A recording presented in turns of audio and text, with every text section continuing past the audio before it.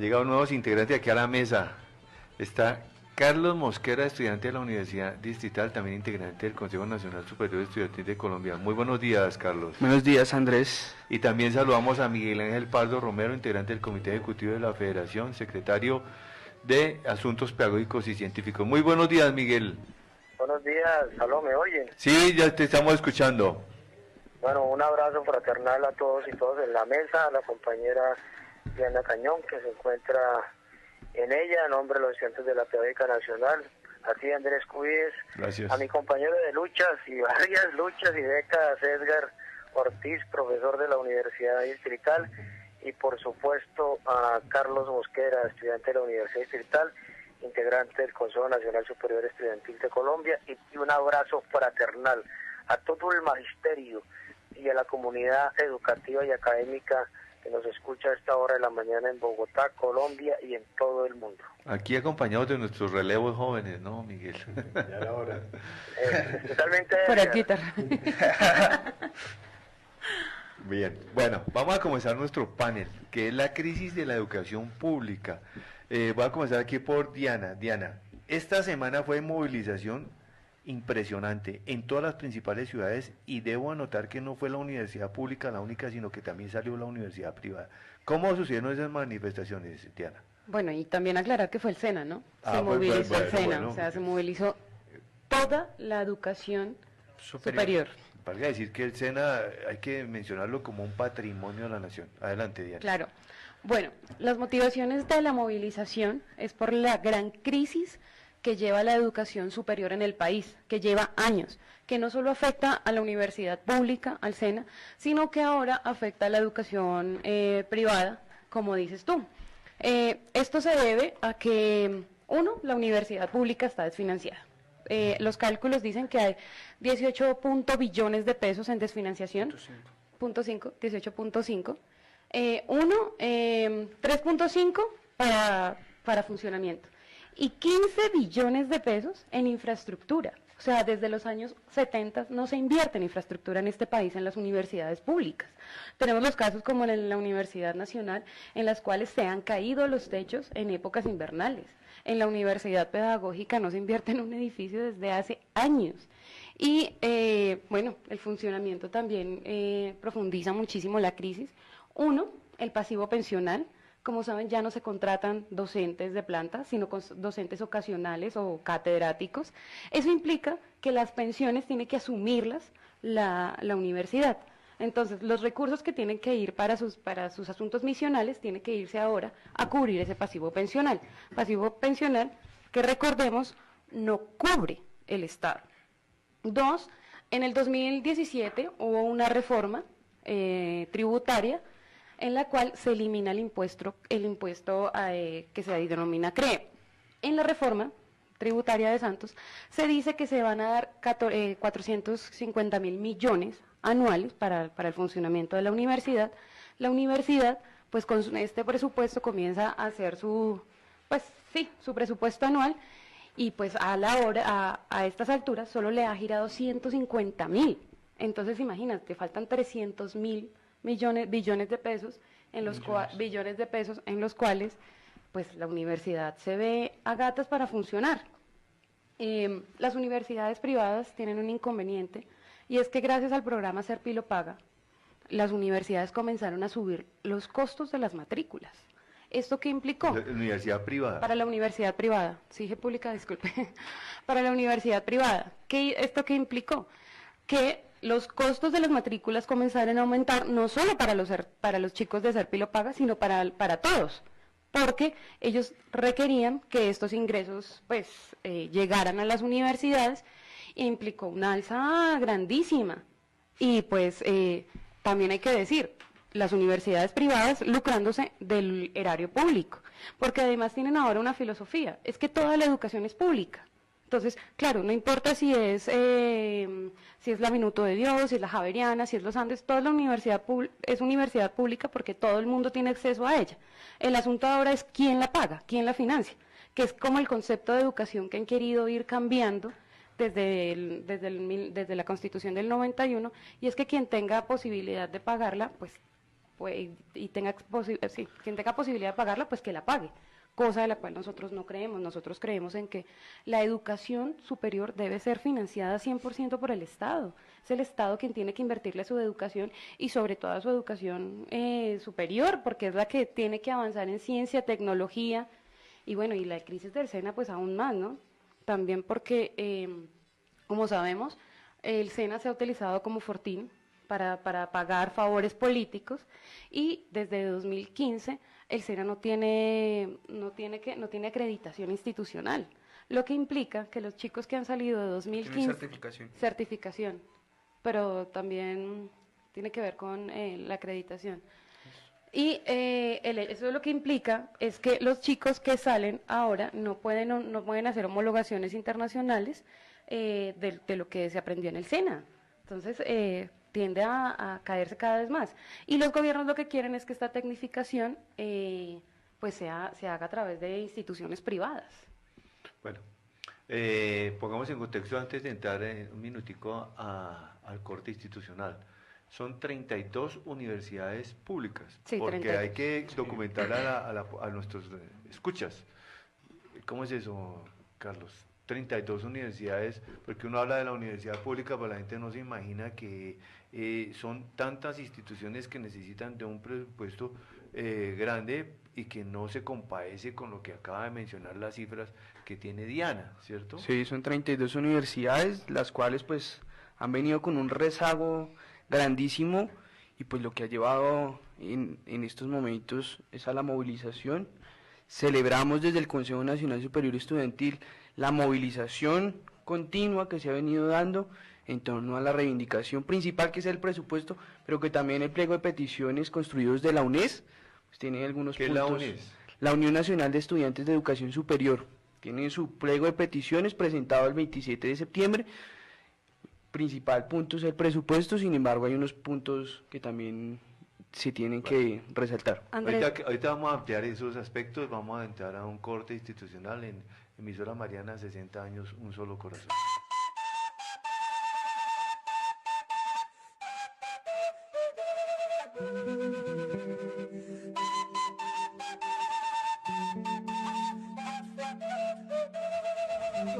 Yo no conozco el mar. No sé, pero trate de imaginarse.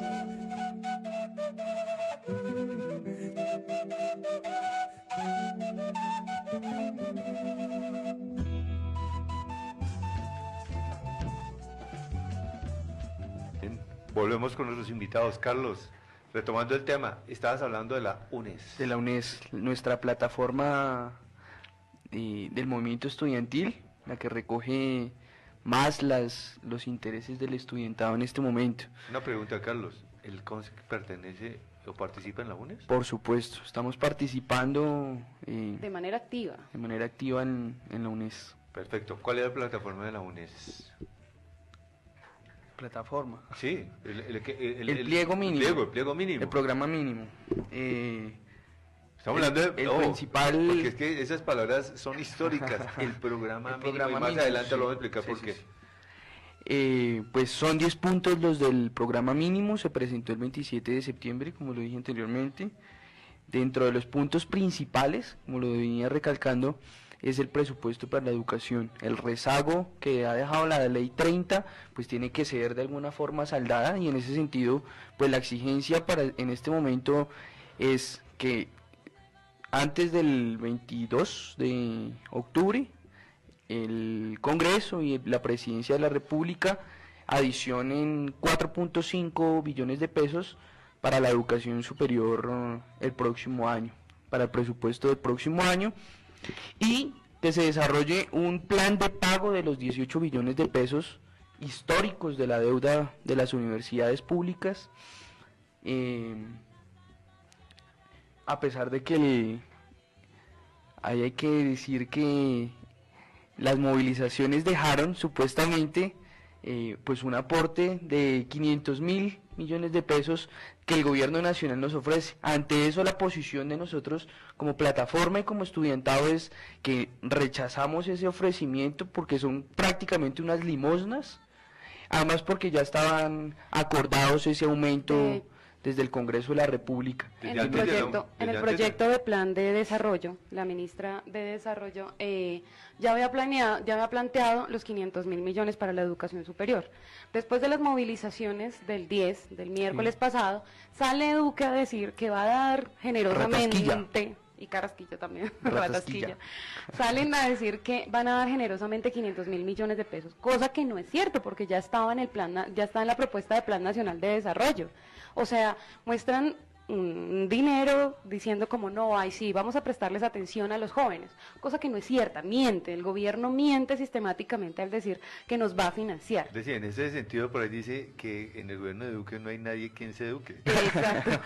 Exacto. Bueno, y otro de los puntos es que, pues, toda vez que el gobierno nacional hace unos meses ya anunció que iba a acabar con el programa Serpilo Paga, pues la necesidad es que los compañeros estudiantes que firmaron los contratos, los créditos condonables, pues tengan cumplimiento de su Derecho adquirido. programa y de su derecho adquirido. Otro de los puntos fundamentales y en los cuales pues también podemos recogernos en el movimiento estudiantil del 71, a propósito de que ya son 48 años, es pues que haya presupuesto adecuado para la ciencia y la investigación, que se aumente en un 100% el presupuesto para Colciencias.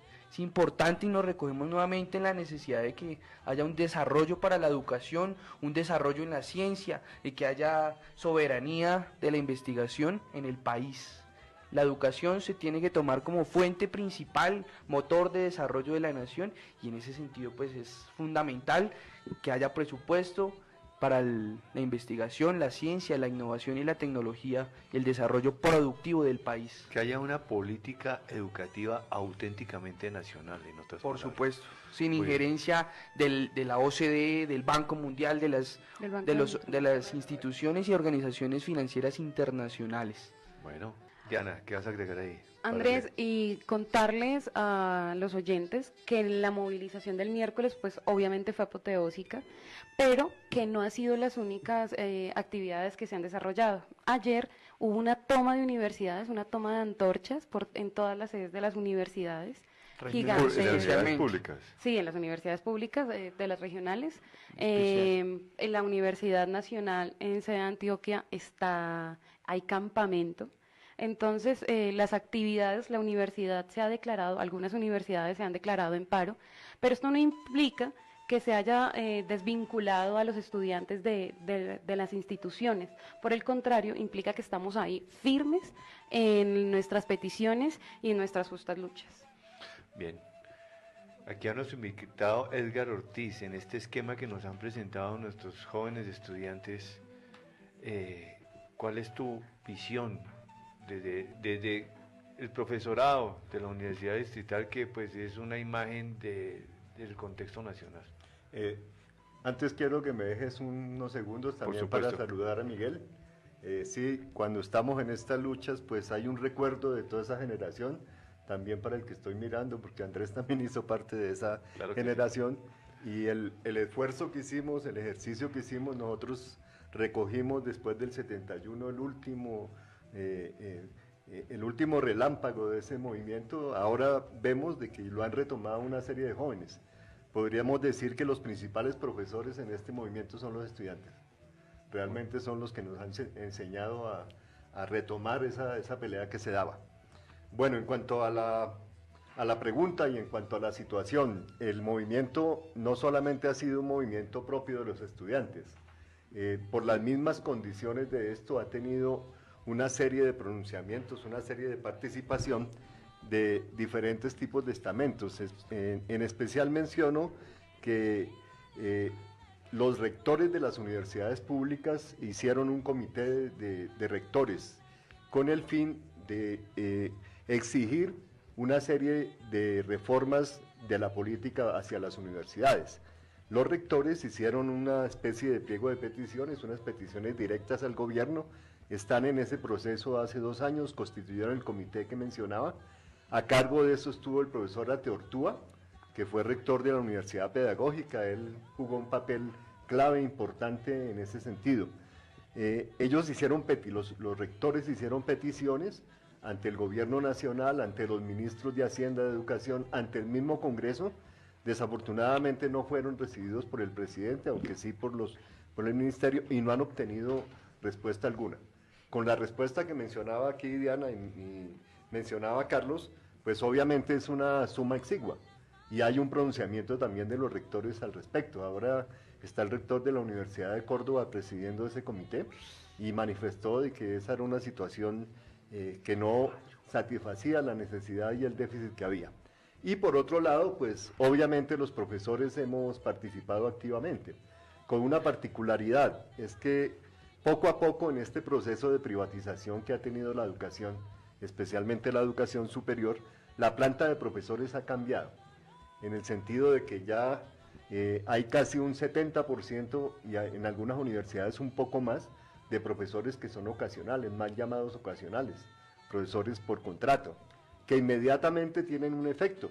El efecto es que baja la calidad de la educación y que hace una disminución para poder manejar el presupuesto de una manera adecuada a los intereses de las políticas gubernamentales. Hay una flexibilización laboral en las universidades públicas. Bastante sentida. Y en la universidad privada, ni se diga, porque También. el criterio de economía está presente. Mucho más obviamente en la universidad privada, porque pues obviamente allá son otros los intereses, ¿no? Las directivas de esa universidad miden todo a partir de la utilidad financiera.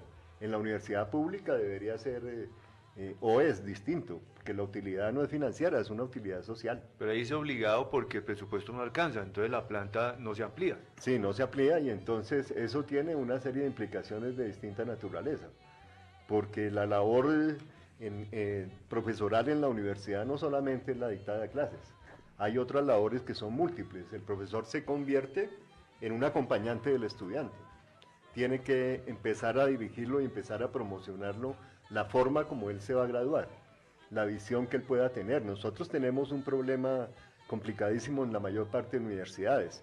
En el primer semestre hay una deserción del 50% de estudiantes, que obedece a qué situación, que realmente el estudiante de bachillerato no tiene una orientación profesional de vida. Entonces, en últimas, llega a un cupo en la universidad porque le toca, porque no encontró más. De pronto el estudiante dice, mire, yo tengo características para entrar en la área social, a mí me gusta tal del área agrícola, a mí me gusta tal del área de ingeniería, y como no hay oportunidades en la universidad, como hay un requisito, en últimas es donde le salga. Entonces obviamente eso tiene un efecto cuando el estudiante empieza su labor en la universidad, que inmediatamente se da cuenta de que ese no es su rumbo, entonces se presenta esa decepción que es bastante sentida. Bueno, y además de eso, los profesores pues son los encargados de desarrollar investigación.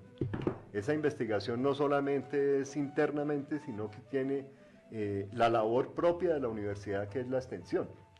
En esa labor entonces corresponde hacer una serie de labores de distinta naturaleza, y eso está a cargo de los profesores. En el momento, como decía Diana, en que haya una disminución, Diana y Carlos se refirieron a eso, de que haya una disminución del presupuesto de conciencias, inmediatamente se afecta esa labor de la universidad, y entonces ahí hay una complicación de marca mayor. Los profesores ocasionales no podemos hacer investigación, no podemos dirigir un trabajo de grado, no tenemos un seguimiento de eso. ¿Qué implica eso? Que además de ser muy recortado el número de profesores de planta, ellos están en otro tipo de labores, y ese tipo de labores cada vez se acercan más a labores de tipo administrativo. ¿Eso qué repercusiones tiene? Que empieza un proceso realmente de llegar, lo que se mencionaba anteriormente, a medir todo sobre la base de una productividad. Pero la productividad no es académica, es una productividad de eficacia y eficiencia. Entre menos recursos tengo, hay una utilización de esos recursos para poder dar unos resultados. Pero los resultados no son académicos, son resultados que están en un plano de la acreditación. La acreditación, desafortunadamente, tampoco tiene el tinte académico. Son parámetros e indicadores que se tienen que alcanzar sobre la base de una serie de políticas, y además da la potestad para el Ministerio de Educación de fijar una serie de condiciones. Entonces, las universidades nos hemos visto sometidos a ¿qué? Ya desde la década del 90, de finales del 90, pero especialmente del 2000 para acá, En las universidades tenemos, para funcionar, que tener el requisito de la acreditación. No acabamos la acreditación cuando ya empieza otro proceso de reacreditación. Si esa acreditación no se da, entonces inmediatamente la universidad se ve afectada. La acreditación en un primer momento se hizo con una intención, era que la universidad privada sacara más calificación que la universidad pública, y el resultado fue todo lo contrario, como es apenas obvio, porque la calidad, sobre todo de las principales universidades públicas, de todas, pero en especial de las universidades públicas grandes, Nacional, del Valle de Antioquia, de la UIS, obviamente es mucho más alto que el de algunas universidades privadas. Entonces, ¿qué fue lo que se dio? Que inmediatamente eso se trasladó a todas las universidades. Entonces, universidades que no tienen calidad aceptable, estoy hablando de las privadas, en este momento están acreditadas. Entonces, a todo el mundo acreditan, pero eso está supeditado a que hay un proceso de reacreditación. En toda esa situación, entonces, una buena parte de los directivos académicos de la universidad se convierten en un ordenador de gastos. Prácticamente uno ve que hay una distancia grandísima entre lo que son los gobiernos, los entes directivos que antes existían o que aún existen, de consejos académicos, consejos de facultades, coordinaciones, el Consejo Superior, y cada vez tienen poderes en el sentido de que manejan un dinero para alcanzar ese tipo de requisitos. Están manejando la contratación de los profesores. Entonces, ese es un problema bastante sentido porque inmediatamente tiene ese tipo de repercusión. Y fuera de eso, menciono una cosa especial que llama la atención y que es una cosa que afecta directamente al magisterio en educación básica, en educación fundamental. Es que el recorte de presupuesto, la manera como se maneja la orientación académica, pedagógica de la universidad, deja por fuera todo tipo de licenciatura, todo tipo de intención de programas en el área humanística, en el área pedagógica. Diría yo que es fundamental de que exista ese programa. Los profesores en general universitarios tenemos unas carencias. No fuimos educados para ser profesores, lo hicimos casi que metiéndonos y experimentando, acierto y error, lo cual no debería ser así. Tenemos que tener un fundamento, y ese fundamento lo tiene que dar la universidad constantemente. Pero además la universidad debe brindar una posibilidad para los profesores de la educación básica y de la educación secundaria. Todos ustedes, los que están aquí agremiados, los que tienen este programa, saben de que en este momento, para poder subir en el escalafón, los profesores requieren tener un título de maestría, de posgrado. Y si recortan eso, se ve inmediatamente muy limitada la participación de los estudiantes en ese sentido, y eso hace parte de la situación que hay, se desprende de la desfinanciación que tenemos de la educación superior. Diana, Dime. ¿qué tareas tienen ustedes los estudiantes en esa agremiación, agremiación nacional que tenemos hoy en día para estos días que vienen? Bueno, debemos resaltar lo dicho por el senador Gustavo Petro, en el que hace un llamado a todos los estudiantes a que no debemos parar de seguir movilizándonos. Es importante que esto tenga no solo connotación en la toma de ciudades, sino aún más allá, que haya una participación de los jóvenes trabajadores, de los jóvenes de los barrios, de la secundaria, y por eso saludamos el hecho de que FECODES entre a paro a apoyar la defensa de la educación, no solo superior, sino la defensa de la educación, del sistema general de educación. Tenemos dos tareas inmediatas. Uno, el próximo 17, miércoles 17, saldremos a marchar nuevamente, nos tomaremos todas las ciudades y todas las plazas principales del país, marchando conjuntamente con el magisterio bogotano. Y el próximo viernes y sábado tenemos un encuentro de emergencia en la Universidad Distrital de la UNES. ¿Eso dónde se va a realizar? En la sede de Macarena. En la sede de la Macarena. En Bogotá. En Bogotá. Y iremos acopiando la información de las reuniones en las otras ciudades. Claro, Por claro. supuesto. Bien. A nivel de profesor, entonces, ¿qué acciones tenemos? Sí, nosotros estamos, además de las reuniones propias del gremio de las asambleas que realizamos, en solidaridad con los estudiantes. La participación nuestra obviamente tiene una limitante. Como la mayoría de profesores somos de contrato, pues en el término de decretar una huelga no es así, sino lo que hemos adoptado es por asambleas permanentes. La asamblea permanente tiene como propósito el que podamos contribuir con los estudiantes en labores propias del movimiento, esclarecer una serie de posiciones, hablar de otras temáticas correspondientes, entonces nos da esa labor. Quisiera hacer un comentario pequeñito. Por favor. Se hablaba aquí del enganche, de la unión que debe haber entre los intereses de FECODE y los intereses de profesores universitarios y de la universidad como tal. Creo que es una buena coyuntura para impulsar eso.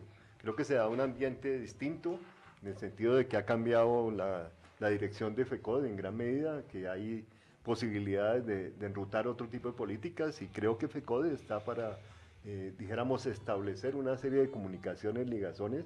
Para mí lo mejor sería de que los estudiantes, los profesores universitarios en sus gremios, en sus sindicatos, pertenecieran a FECODE, ¿sí? Porque se podría hacer un movimiento de mayor envergadura. Entonces, en esas estamos.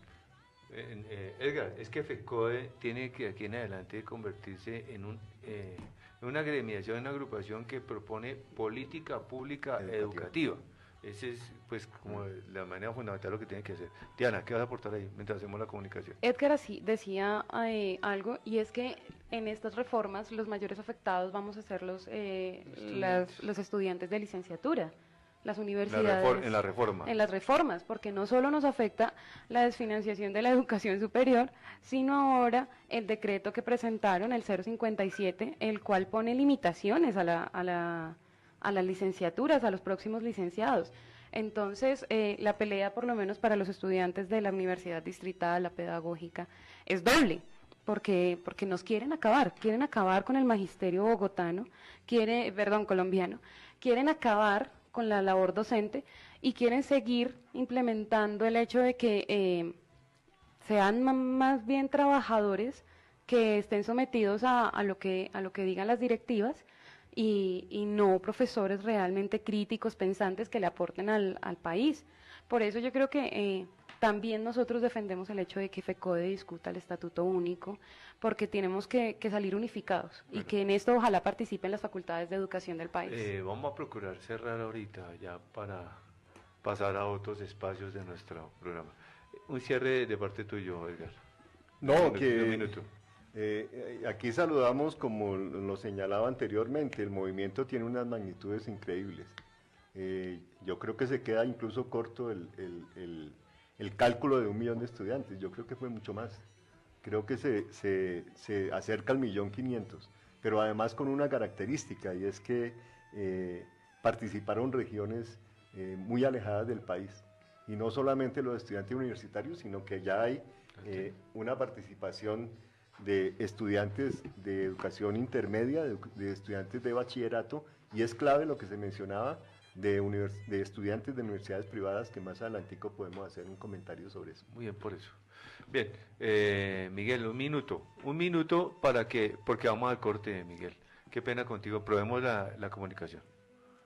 No, simplemente, no sé hasta dónde pudieron escuchar, estaba planteando subrayando el tema de que el gobierno, de la mentira del gobierno de los 500.000 millones de pesos. Creo que hay que retomar las declaraciones del compañero Edgar Varela, rector de la Universidad del Valle, y del rector de Córdoba, en la cual aclaran que 50.000 van a funcionamiento, pero 450.000 millones se los giran al ministerio, Hacienda se los gira al ministerio, y el ministerio tiene sobre eso un destino global del gasto, es decir, nada tiene que ver con dar una salida, ni siquiera el tema inmediato de la universidad. O sea, de que no alcanzaría $500 millón de pesos, aquí estamos hablando solamente del 10%, que es el tema para funcionamiento, que está dividido en 32 universidades públicas, lo cual a todas claras es completamente insuficiente. Bueno, Miguel, vamos a continuar en el corte institucional de la emisora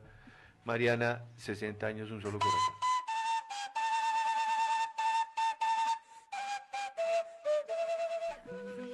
Bien, Miguel, continúa con tu intervención, por favor.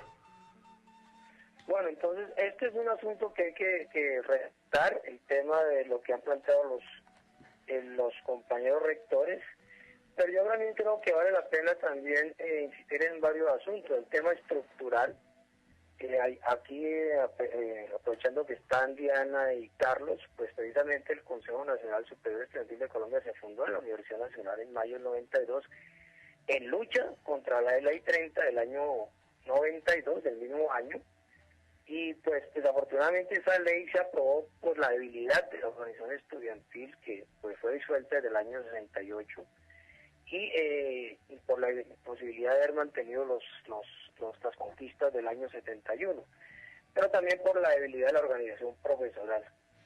Pero en ese momento, tanto los estudiantes de pregrado como los estudiantes de posgrado, en los cuales estábamos algunos en ese momento en maestría, advertimos que el porcentaje, el aumento anual que implicaba la ley 30 del 92, pues solamente iba a ser en términos absolutos y no en términos relativos.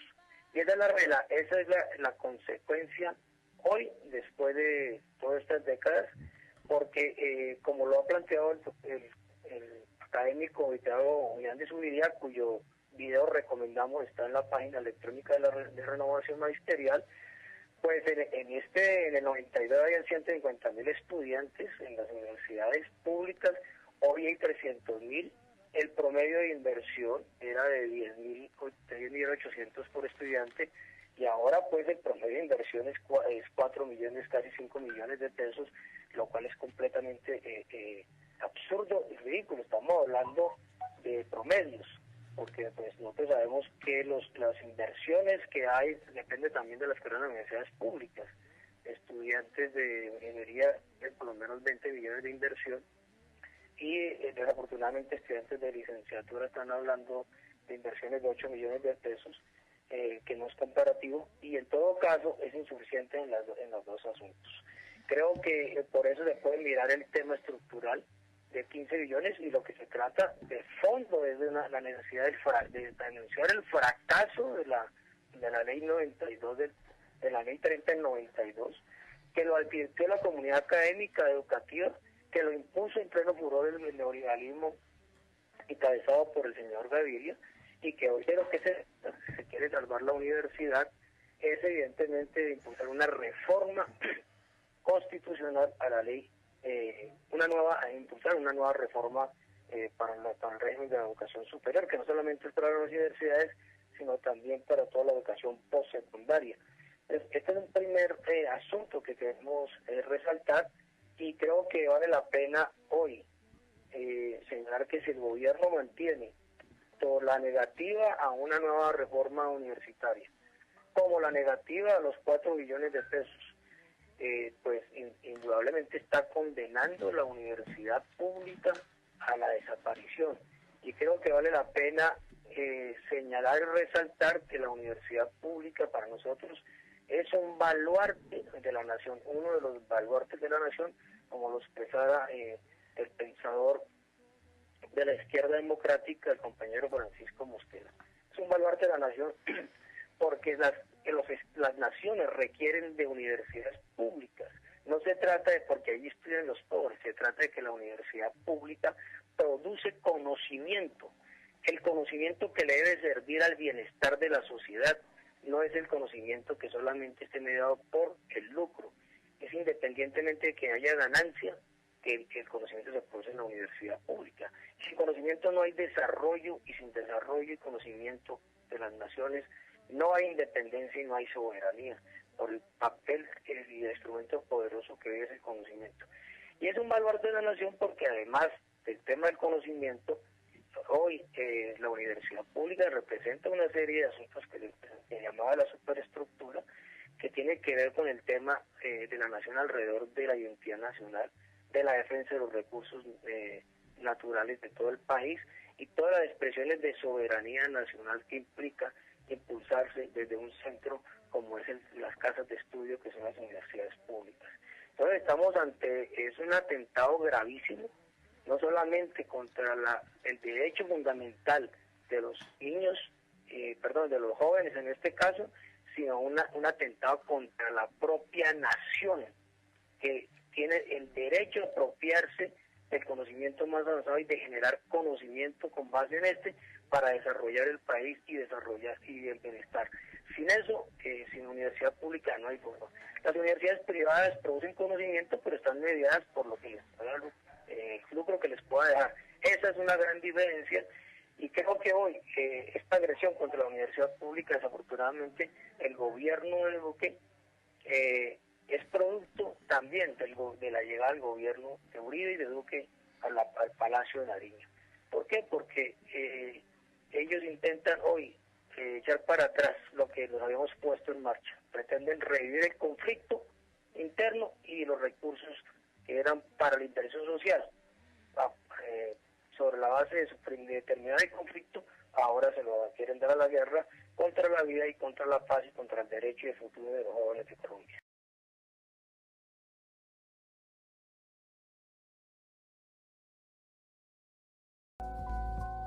Listo, bueno, vamos a darle cierre.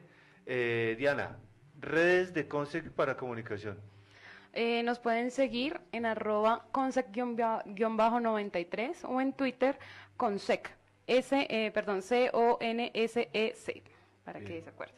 Para cerrar, Carlos Bueno, la Mosquera. invitación es a los maestros y maestras de Colombia, a los estudiantes de universidades, de secundaria, a movilizarnos este 17 de octubre por la defensa de la educación pública, por un presupuesto digno y porque se derroguen proyectos de ley nefastos como el 057 y el 1911 de la financiación contingente al ingreso, que toda vez que finalmente lo que buscan es darle una estocada final a la educación pública, agudizando los procesos de privatización. En ese sentido debemos aprovechar este momento histórico para combatir las políticas neoliberales y la arremetida neoliberal del gobierno Duque.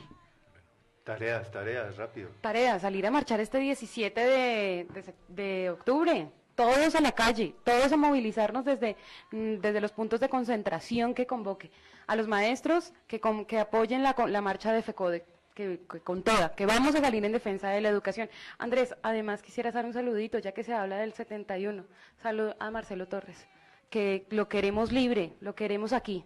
Y que es injusto que esté preso. Para eso la mejor referencia la puede hacer Edgar Ortiz. Sí, yo creo que este movimiento que se da va mucho más allá de una solicitud de un presupuesto adecuado y de que el gobierno, desde el punto de vista financiero, sostenga diferentes modalidades de educación. Esto va con una enseñanza que tuvimos, que partió del movimiento de Córdoba, que estamos celebrando los 100 años. Posteriormente tuvo repercusiones y tuvo una continuidad en el movimiento del 68 en Francia, después en el movimiento que hubo en México y posteriormente el más significativo para nosotros, que fue el movimiento del 71. Yo antes de aquí de mirar esto me puse a mirar el programa mínimo de estudiantes, que fue el que hizo los estudiantes de esa época, dirigidos por Marcelo Torres, y coincide en buena medida o mejor dicho coincide, no, es lo mismo de lo que estamos pidiendo ahora, es decir, de que la universidad sea pública, de que la educación sea pública, de que garantice, de que le proporciona una serie de derechos y, lo más importante, las universidades, los centros educativos, producimos conocimiento. Vivimos sobre la base de que la sociedad nos mantiene con impuestos. La única forma de responder eso es sobre la base de dar el conocimiento. Lo que señalaba Miguel es muy clave. El país requiere de la aplicación de conocimientos en todas las áreas. Es tan útil el ingeniero como el pedagogo, como la persona que está, por ejemplo, en el campo de las artes. Aquí el programa lo iniciamos con una melodía muy bella de Diana Hernández, del grupo María Mulata. En música tiene que haber investigación. Es la forma como en recreación se suple una serie de necesidades. Y para eso se requiere no solamente la labor como tal, sino que además tenemos que propagar para que haya una inversión propia en ciencia y tecnología. Edgar, la referencia de Marcelo Torres en la movilización del 71, él se reunió ante los rectores y planteó estas propuestas, Sí. Pero el papel de Marcelo Torres hoy y la situación. Sí, es cierto, el programa mínimo no solamente fue fruto de una discusión que se daba, que tenía una característica, era una discusión más ideológica. En ese momento había como el florecimiento de mirar qué se hacía el país de diferentes tipos de perspectivas, la mayoría no, casi todas de una visión de izquierda. Esto se dio también en reuniones con rectores y marca la pauta de lo que eso ha sido. La importancia es grandísima. Edgar, el papel de Marcelo Torres en la alcaldía de Magangué, de la cual sale perseguido y hoy en día está preso en la cárcel de La Picota. Pedimos su libertad inmediata, pedimos las garantías procesales y pedimos a Marcelo Torres en libertad, porque Marcelo Torres es una figura para los estudiantes de hoy, para el magisterio, para la educación pública y para el país. Por esa razón, la justicia colombiana tiene que girar a favor de Marcelo Torres. No pedimos que le den nada gratis, sino que únicamente se respeten el debido proceso. Y por esa razón, pues, necesitamos a Marcelo Torres aquí como la figura, y ojalá hubiera estado Marcelo Torres para haberse presentado ante esta reunión nacional de estudiantes y haber planteado y reivindicado nuevamente la plataforma que se ha presentado a lo largo del programa hoy, que es el cogobierno, que es la participación en las definiciones de las direcciones, de los rumbos académicos de las instituciones educativas, pero dejar muy claro que la responsabilidad del Estado es garantizar a la población colombiana el acceso sin limitaciones a todos los jóvenes de este país. ¿Es eso? Sí, claro. Yo creo que además de estar respaldando a Marcelo en todo el proceso judicial, en todo el proceso de propaganda, creo que una de las mejores formas de solidaridad es que nos metamos en esta lucha. Yo creo que es el mejor homenaje que hacemos a Marcelo. Toda nuestra pelea está sobre esa base. Parece que de las paredes de las calles saliera como el resplandor que hubo en esa pelea. No se perdió el esfuerzo, por el contrario.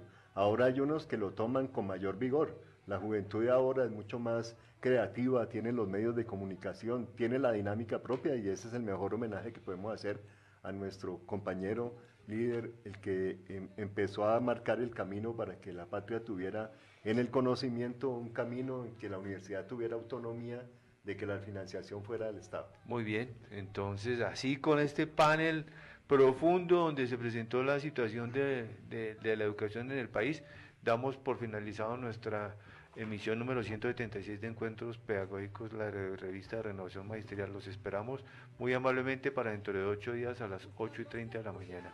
Que vivan los estudiantes, jardín de nuestra alegría. Son aves que no se asustan de animal ni policía, y no le asustan las balas ni el ladrar de la jauría. Caramba y zamba la cosa, que viva la astronomía. Y en primer lugar